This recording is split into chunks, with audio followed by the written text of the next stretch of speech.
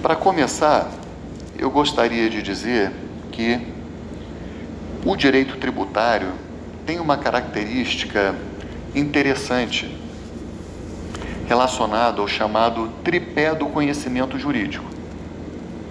Acho super interessante essa explicação sobre o que é o tripé do conhecimento jurídico, porque isso vale para qualquer disciplina, não vale apenas para o direito tributário. Qualquer ação nossa, vou usar essa expressão que é bem utilizada, enquanto operadores do direito, certo? Seja como juiz, seja como advogado, defensor, promotor, procurador, acadêmico, qualquer ação, qualquer abordagem que a gente faça em relação ao direito, preferencialmente deve acontecer em três aspectos: o aspecto legislativo, o aspecto jurisprudencial e o aspecto doutrinário. Três aspectos. Então, legislativo, jurisprudencial e doutrinário. O chamado tripé do conhecimento jurídico. Legislativo, jurisprudencial e doutrinário. Então, por exemplo, eu vou fazer uma petição lá enquanto estagiário, enquanto advogado. Qual é um modelo ideal de petições? Claro, você vai apresentar os fatos, né? Mas se você quiser abordar a parte do direito, o ideal é começar pela legislação, e aí você vai utilizar em ordem aquilo que é hierarquicamente superior para o que é hierarquicamente inferior. Então, começa citando a Constituição, depois cita a legislação, depois as normas infralegais, os decretos e tudo, certo? Legislação. Aí depois, olha, a legislação diz isso. A jurisprudência diz isso aqui. Então, STF, STJ, vai mesmo, né? Tribunais locais. Então, e, finalmente, isso tudo é corroborado pela doutrina. E aí, cita lá um ou dois juristas que tratam do assunto. Certo? Bom, esse é um modelo, tá? Se você o teu direito é muito bom, aí não complica. Aí você vai citar, tem repercussão geral, tem súmula vinculante, você só vai citar e vai fazer uma petição curta. Tudo bem? Isso é técnica de advocacia, certo? Aí você só vai, se o teu direito é excelente, não complica. Fala, ó, diz a súmula vinculante tal, isso aqui, ponto, então, acabou, tá? Agora, numa questão de concurso, pessoal, vocês vão fazer uma questão de concurso público, mesma coisa. Vocês vão começar pela Constituição, normas infraconstitucionais, normas infralegais, depois jurisprudência e doutrina, e aí no concurso você pode apresentar doutrinas divergentes. Fulano de tal diz tal coisa, Beltrano de tal diz outra coisa. Tudo bem? Legislação, jurisprudência, doutrina, tripé. Vão fazer uma prova para o mestrado, mesma coisa, né? Que não deixa de ser um concurso público. Vão fazer uma abordagem numa palestra, num congresso de direito tributário, mesma coisa. A palestra tem que ter essa estrutura, porque o direito, ele é uma ciência social aplicada, tem como matéria-prima justamente a legislação, a jurisprudência, e cada vez mais no Brasil os precedentes são vinculantes, né? A jurisprudência tem força normativa, e a doutrina que vai interpretar aquilo tudo. Tudo bem? Bom, e o que o direito tributário tem a ver com isso? O direito tributário, diferentemente de alguns outros ramos do direito, apresenta alguns desafios relacionados a esse tripé jurídico. Então, em relação à legislação, talvez o ramo do direito que sofra mais modificações na Constituição o Ananias me ajudou nessa pesquisa recentemente, é o direito tributário. Eu tinha uma conta, tá? Antes do Ananias me atualizar, que até meados de 2022, o Ananias já atualizou, eu não passei aqui para o material. A gente tinha 43 emendas constitucionais das 116 existentes até aquele momento, certo? Ou seja, mais de um terço das modificações constitucionais que aconteceram foram em matéria tributária. Então, o direito tributário, ele tem essa característica. Por isso que eu digo, compre a Constituição, deixe o livro em segundo lugar, porque os doutrinadores não conseguem acompanhar. Então, primeiro desafio, muita alteração legislativa em relação ao direito tributário. Então, como é que a gente sobrevive enquanto operador do direito tributário? A gente tem que saber a Constituição e o CTN, são as duas coisas principais. Dá para sobreviver bem, certo? Mas tem que se manter atualizado. Tudo bem? Então, esse é o primeiro desafio do pé do tripé legislação. Mas tem um segundo desafio relacionado à legislação, que é o seguinte: todos os entes públicos, entes políticos, têm competência para legislar sobre matéria tributária. Então, a União tem competência para legislar em matéria tributária. Os estados têm competência para legislar em matéria tributária. Os municípios têm competência para legislar direito tributário.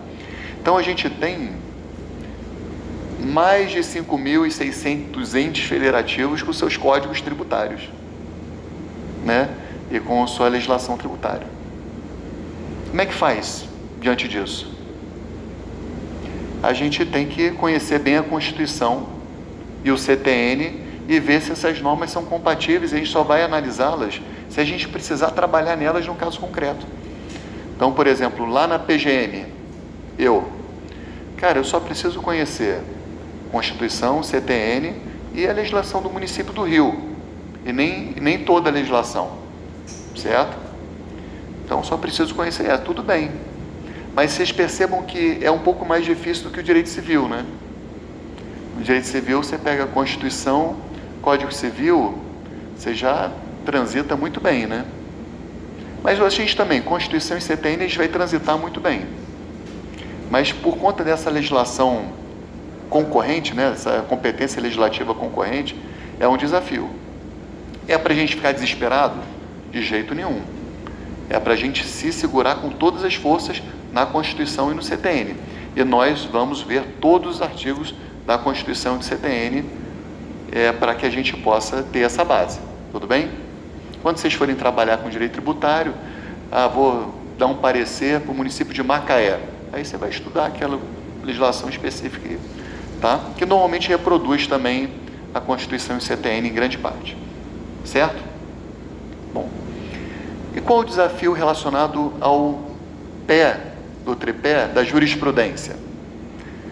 O desafio, ele em grande parte, ele está mitigado atualmente. Graças ao bom Deus, está mitigado. Mas antigamente, pessoal, STJ e STF viviam em conflito. Isso era um problema enorme. STJ fazia uma súmula. Todo mundo seguia a súmula do STJ. Aí o STF dizia assim, a súmula do STJ é errada. Aí o pessoal, mas pelo menos dá efeitos ex nunc a essa declaração de constitucionalidade, porque está todo mundo seguindo o STJ. O STF não. Efeitos ex tunc, retroativo. Todo mundo vai ter que se adaptar aí. Entenderam? Então tinha esses conflitos que deixava a gente doido. Mas com esse processo que já acontece já há uns 15 a 20 anos, de precedentes normativos do Supremo, né? A súmula vinculante, a repercussão geral. Então, com esses instrumentos, isso diminuiu bastante. Cada vez mais o STJ está seguindo o STF, então a gente fica mais tranquilo, tá? Bom, e em relação à doutrina, qual o desafio que a gente tem? No direito tributário acontece uma coisa curiosa, que eu não vejo tanto em outros ramos do direito. a gente tem duas escolas muito definidas que têm princípios e formas de enxergar o direito tributário completamente diferentes, ou bastante diferentes. É a escola de São Paulo, especialmente da PUC de São Paulo, a escola da PUC de São Paulo e a escola da Carioca, que é a escola da UERJ, certo? Então a gente tem a escola da PUC de São Paulo e a escola da UERJ. São duas formas diferentes de ver o direito tributário. A escola da PUC de São Paulo tem como grande nome um professor chamado Paulo de Barros Carvalho. O Paulo de Barros Carvalho é um positivista normativista, certo? Com muito orgulho. Com muito orgulho. Ele é um kelseniano assumido e não vê nenhum problema nisso. Eu também não vejo, tá? Ele definiu qual é a escola dele, quais são os... Então, o que acontece? A escola de São Paulo, ela tende a enxergar o direito tributário como um ramo do direito que visa proteger o cidadão contra abusos do Estado, certo? Então, e reforça alguns princípios que trazem segurança jurídica para o contribuinte. Então, o objetivo do direito tributário seria o de proteger o contribuinte dos abusos, porque o poder de tributar seria o poder de destruir, se ele não é devidamente regulamentado. Toda a principiologia, tudo que eles escrevem partindo dos pressupostos de positivistas e normativistas. Então, eles analisam a norma, fazem interpretações lógico-sistemáticas, né? Fazem ali toda a lógica dos escritos, a lógica é bem definida e bem positivista, utilizando os pressupostos positivistas como ciência do direito mesmo, ciência pura do direito. Então, eles têm essa visão, tudo bem? O pessoal da UERJ e nós da UF somos muito influenciados pelo pessoal da UERJ, tá? O Marco Antônio foi muito próximo do professor Ricardo Lobo Torres. Eu fui orientando do Ricardo Lobo Torres, então eu pego essa influência, tá? Então, por que eu digo que a escola da UERJ? Porque foi onde surgiu, mas ela continua produzindo frutos em todo o estado do Rio de Janeiro e no Brasil inteiro, até no Supremo. Então, a escola da UERJ não é positivista, ela é pós-positivista. Ela entende que o positivismo não consegue oferecer todas as respostas. E que considerações morais são necessárias na análise do direito, diferente dos positivistas, né? Vocês já sabem disso tudo, né, pessoal? Então, como é que o pessoal da UERJ entende? Eles diziam, olha, tudo bem, o direito tributário tem que proteger o contribuinte dessa sanha arrecadatória do fisco, mas ao mesmo tempo existe um dever fundamental de pagar tributos. Não existe apenas direitos fundamentais, existe um dever fundamental de pagar tributos. Por quê? Porque o Estado ele precisa de recursos para que possa se manter e promover direitos sociais, direitos humanos, de modo geral. Então, as pessoas devem ser tributadas. Deve ser buscada não apenas uma segurança jurídica individual, mas uma segurança jurídica coletiva, para que todos sejam tributados mais ou menos da mesma forma, e o foco é mais na questão da justiça fiscal equilibrada com a segurança jurídica fiscal, certo? não é simplesmente um instrumento de proteção, mas é justo que o fisco possa cobrar de quem tem capacidade contributiva, entendeu? Então há uma visão um pouco mais, no meu modo de ver, um pouco mais equilibrada em relação à cobrança de tributos. Tá legal? Enquanto na PUC de São Paulo a gente vai ver, eles usam muito a questão da legalidade tributária, tudo tem que estar previsto na lei certinho, se não tiver previsto na lei, não pode ter tributação, mas legalidade estrita. Na UERJ, há uma conciliação da legalidade tributária com a capacidade contributiva. Então, eles são mais equilibrados, os dois princípios. É a percepção que a gente tem da leitura dos artigos, certo? Uma vez eu fui a um congresso em São Paulo, do IBET, que é o Instituto Brasileiro de Estudos Tributários, que é ligado à PUC de São Paulo. Eu já fui professor de lá. E o Ricardo Lobo Torres foi um palestrante. E parecia assim um patinho feio, né? Assim, ele estava claramente deslocado. Ele fez uma bela de uma palestra sobre a tipicidade aberta, sobre justiça fiscal. E você via que gerava um certo mal-estar ali, porque é uma visão que não é abraçada pelo pessoal raiz da PUC de São Paulo. É claro que isso tudo isso já existe há mais de 40 anos, tá, pessoal? Mas aos pouquinhos está sendo mitigado também, porque, enfim, hoje as pessoas têm buscado mais equilíbrio, certo? Uma espécie de osmose jurídica, né? E tem um dado interessante também. Por muitas décadas, o pessoal do Supremo adotava mais a PUC de São Paulo, tá? Ali nos julgados do Supremo. E isso está mudando. Por quê? Porque houve a mudança de composição dos ministros do Supremo e estão passando pelo Supremo diversos professores da UERJ. Barroso, Fux, Joaquim Barbosa, certo?